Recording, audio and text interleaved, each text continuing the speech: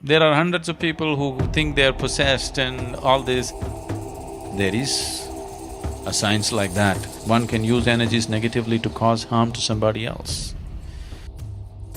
A cobra also has a certain influence on this life simply because it holds its breath for long periods of time. Don't take body lightly. It's not a small imprisonment. But when one realizes how they got in, now they know how to live.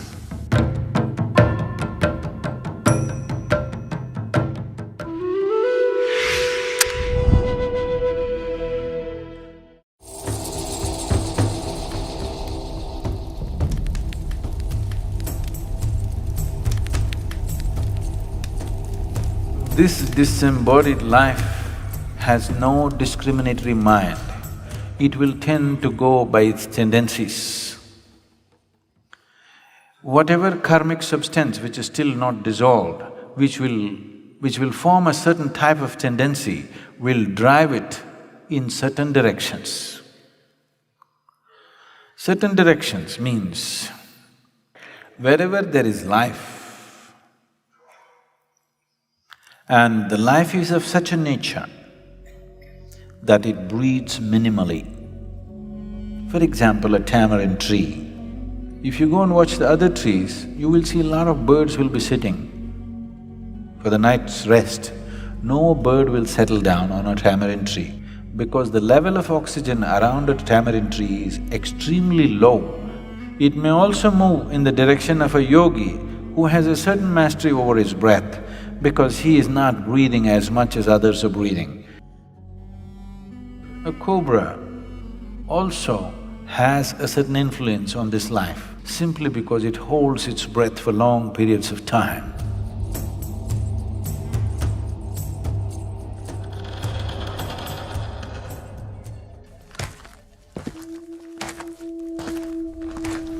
There are hundreds of people who think they are possessed and all this. There is a science like that. One can use energies negatively to cause harm to somebody else. It's mostly receded, very little of that is happening. But if you live in certain areas, certain parts of the country, this is very rampant.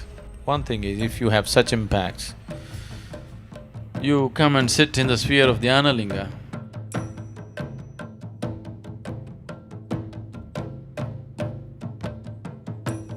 because there are occult dimensions to Dhyanalinga which just nullifies all this. One Paurnami or Amavasya when things are more receptive for you, just one day, just sit there and go, that's all. It gets taken care of.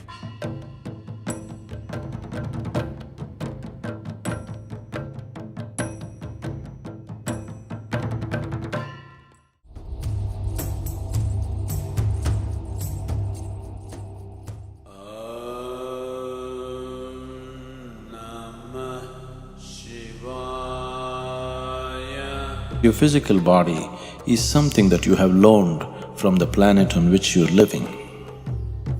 When the time comes, the planet will claim it back.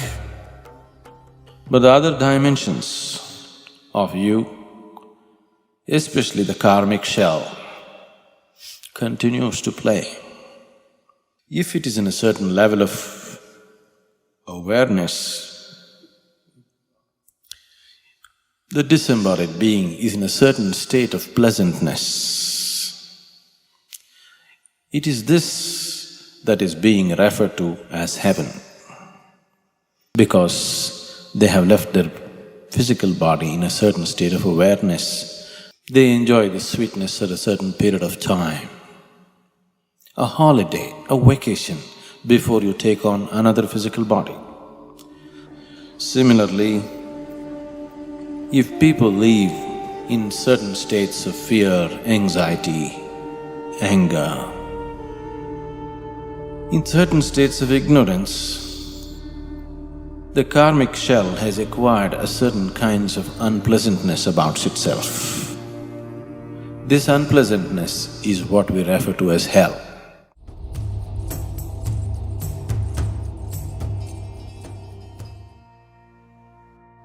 Normally when somebody dies, we say, this person is no more. But that's not the truth. He's no more the way you experience him, but he still is in any other way. Don't take body lightly. It's not a small imprisonment. Unless you break it open, you can't leave it, isn't it? But when one realizes how they got in, now they know how to leave.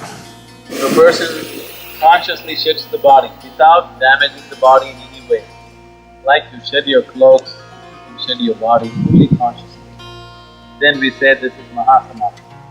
When a person lives like this, that's the end. Truly no more. Once again, whatever you called as myself has just dissolved and become a part of the cosmos. Full circle. Nothing much. योगश्चित्तवृत्ति निरोध तदा द्रष्टुः स्वरूपे अवस्थानम्।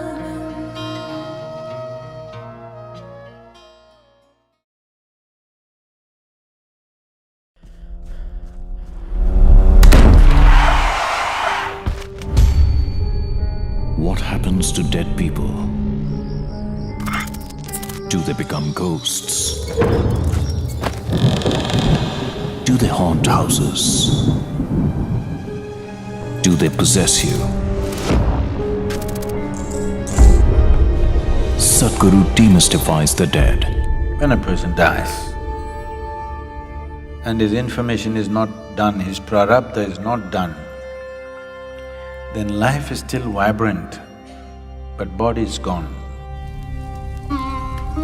Whatever karmic substance which is still not dissolved, which will form a certain type of tendency, will drive it in certain directions.